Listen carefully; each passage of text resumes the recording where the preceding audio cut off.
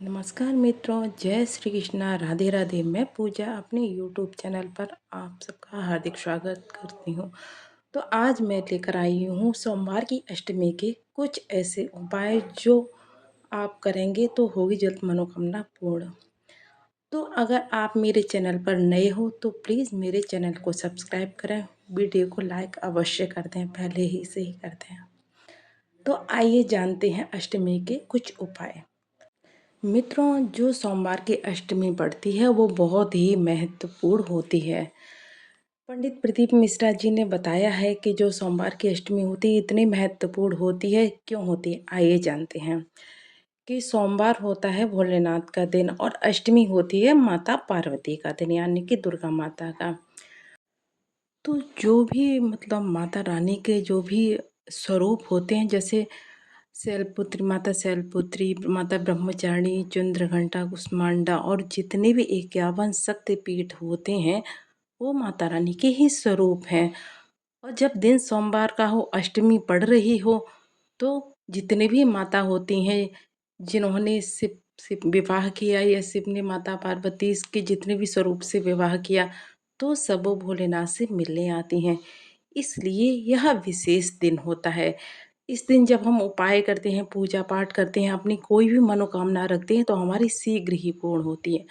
तो आइए जानते हैं, हम आपको उपाय बताते हैं।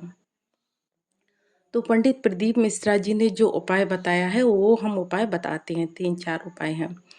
तो पहला तो उपाय है कि आप सोमवार से एक दिन पहले, यानी कि रविवार को आप 31 बेलपत्र के जो पत्ते होते हैं वो तोड़ के रख लें और 31 चावल के दाने रख लें, 31 मूंग रख लें। जब सोमवार की अष्टमी पड़े तो पहले जाएं, मंदिर की जो धहरी होती है उसमें सबसे पहले 31 चावल के दाने वहाँ बैठकर और अपनी मनोकामना रखकर वहाँ पे एक जो धहरी होती है वहाँ पर चढ़ाएं भोलेनाथ का नाम लेकर। और उसके बाद जब आप अंदर जाएंगे और जो नंदी बाबा का जो पैर उठा हुआ होता है, वो पंडित प्रदीप मिश्रा जी बताते हैं कि जो पैर उठा हुआ होता है उस पे जल चढ़ाने से भी बहुत अच्छा होता है। और जो मूंग के 31 दाने लिए हुए थे वो हमें 31 दाने जो नंदी भगवान का उठा हुआ पैर है अपनी मनोकामना बोलकर हमें चढ़ा देने हैं। फिर जो 31 बेलपत्र हैं उन पर एक एक अक्षत लगाकर और उन पर चंदन लगाकर उनको सबको रख लेंगे। फिर उन श्री शिवाय नमस्तुभ्यम का नाम लेके और वो हमें एक एक करके चढ़ानी। किस पर चढ़ानी है? माता अशोक सुंदरी पर हमें 31 चढ़ानी है एक एक करके। और कैसे आपको चढ़ानी है कि शिवलिंग की तरफ उनका मुख हो और डंडी जो होती है वो जलाधारी की तरफ होनी चाहिए। और आप ऐसी कोई मनोकामना रख सकते हैं तो उसे 3 महीने में आपकी मनोकामना शीघ्र ही पूर्ण होगी। तो आइए जानते हैं दूसरा उपाय। दूसरा उपाय यह है कि आप बेल के जो पत्ते होते हैं 5 पत्ते ले लीजिए। मतलब पत्ते क्या, वो पूरा मतलब वो होता है ना, वो ले लीजिए। और उन पर जो एक पत्ती होती है उस पर लाल चंदन लगाइए और जो नीचे 2 होती हैं पत्तियां उन पर पीला चंदन लगाइए। और सारी पत्तियों पे एक एक अक्षत रख लीजिए। फिर वो माता सुंदरी की जगह चढ़ाइए और अपनी कोई मनोकामना बोलकर। और चाहे तो जो जॉइंट होता है बेलपत्री में उस पे शहद लगाकर अपनी मनोकामना बोलकर माता असुर सुंदरी की जगह पर चढ़ाइए। वैसे ही चढ़ानी है डंडी आप।